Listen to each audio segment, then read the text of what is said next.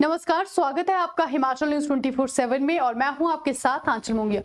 पश्चिम बंगाल में निष्पक्ष चुनाव करवाने के लिए चुनाव आयोग द्वारा लिए जा रहे निर्णय सही है और उनका स्वागत किया जाना चाहिए। ये शब्द केंद्रीय वित्त राज्य मंत्री अनुराग ठाकुर ने सुजानपुर विधानसभा क्षेत्र के अपने प्रवास के दौरान पत्रकारों से बातचीत करते हुए कहे।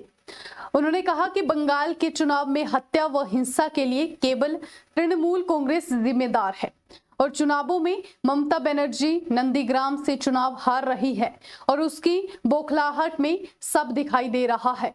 वहीं देश में बढ़ रहे कोरोना के मामलों पर केंद्रीय वित्त मंत्री अनुराग ठाकुर ने लोगों से मास्क, सोशल डिस्टेंसिंग व हाथों को बार बार सैनिटाइज करने के साथ पात्र लोगों को टीकाकरण करवाने का आह्वान किया। जिला हमीरपुर के सुजानपुर विधानसभा क्षेत्र में केंद्रीय वित्त राज्य मंत्री अनुराग ठाकुर ने खोखा धारकों के लिए 62 लाख की लागत से निर्मित पक्की दुकानों को लोकार्पण किया।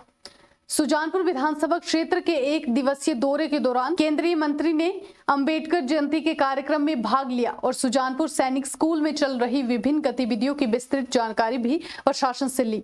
इस अवसर पर उनके साथ प्रदेश भाजपा मीडिया प्रभारी नरेंद्र अत्री, सुजानपुर भाजपा मंडल अध्यक्ष वीरेंद्र ठाकुर, एसडीएम सुजानपुर एसजेवीएन के प्रोजेक्ट प्रभारी मौजूद रहे।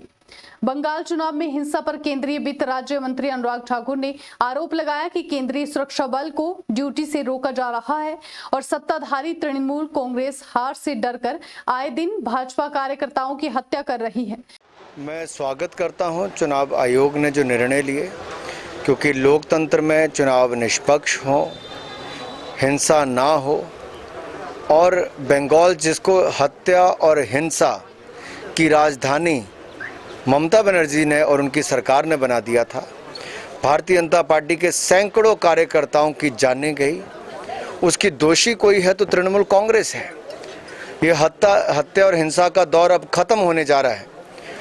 अगर सुरक्षा बलों का घेराव करके उनको अपनी ड्यूटी करने से रोका जाए तो इससे पता चलता है कि वहाँ की सत्ताधारी तृणमूल कांग्रेस किस तरह से छटपटा रही है। क्या बौखलाहट है, क्या घबराहट है।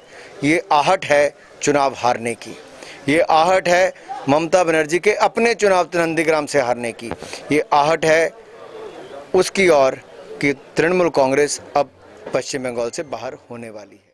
केंद्रीय वित्त राज्य मंत्री अनुराग ठाकुर ने सुजानपुर में नवनिर्मित दुकानों के लिए खोखा धारकों को बधाई देते हुए कहा कि एसजेवीएन ने रिकॉर्ड 5 महीने और 6 दिन में पक्की दुकानों का निर्माण कर सुजानपुर में खोखा धारकों की वर्षों पुरानी मांग को पूरा किया है। उन्होंने कांग्रेस के विधायक राजेंद्र राणा पर तंज कसते हुए कहा कि लोगों ने केवल खोखा धारकों के साथ विश्वासघात किया है, लेकिन अब उनका सपना पूरा हुआ है। वर्षों तक कईयों ने वायदे किए लेकिन निभाए नहीं। हमने 6 महीने पहले ये कहा था कि 6 महीने के अंदर यहाँ पर जो हमारे खोखे वाले भाई और बहन हैं उनकी मांग को पूरा करेंगे, सुंदर बढ़िया दुकानें बनाकर उनको देंगे।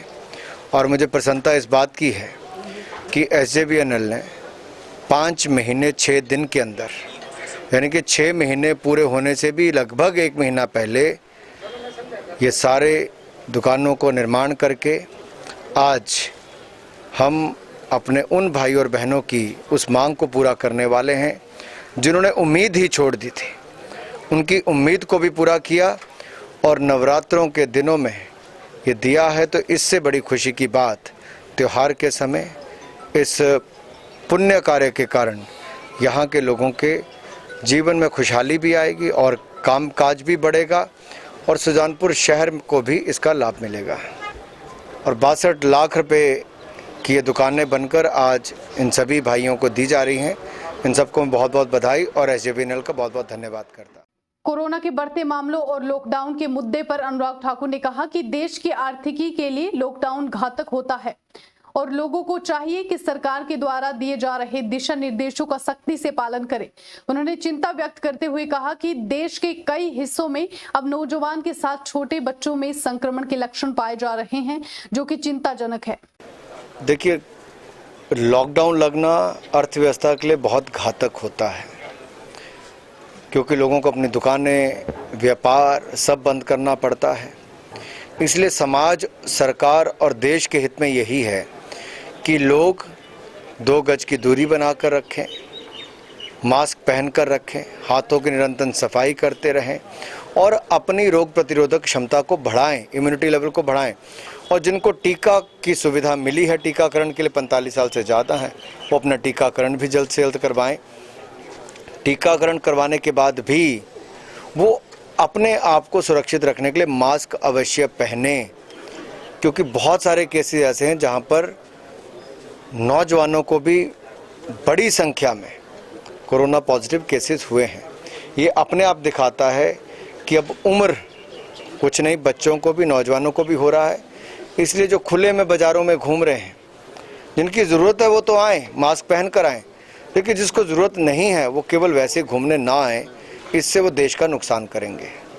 देश के कई राज्यों से कोरोना वैक्सीनेशन की कम सप्लाई के मुद्दे पर अनुराग ठाकुर ने कहा कि मोदी सरकार ने हर राज्य को पर्याप्त मात्रा में वैक्सीन भेजी है और केंद्र सरकार ने 2 स्वदेशी वैक्सीनेशन के अलावा अब बाहरी वैक्सीन को मंजूरी प्रदान की है। भारत इकलौता देश है जहां पर 12 करोड़ से ज़्यादा की वैक्सीनेशन हो चुकी है। प्रतिदिन 30-35 लाख लोगों की वैक्सीनेशन हो रही है और ये मोदी सरकार ने संभव करवाया। राज्य की सरकारों को वैक्सीनेशन उपलब्ध करवाकर राज्यों के पास पर्याप्त वैक्सीन उपलब्ध करवाई गई है। आगे भी चाहिए होगी तो वो भी उपलब्ध करवा रहे हैं और विदेशी वैक्सीन को भी अब देश में लगने की अनुमति दे दी गई है। इससे मुझे लगता है किसी को चिंता करने की आवश्यकता नहीं है और कम से कम कोरोना के नाम पर राज्य राजनीति ना करें। हिमाचल न्यूज़ 24/7 के लिए हमीरपुर से राजकुमार की रिपोर्ट।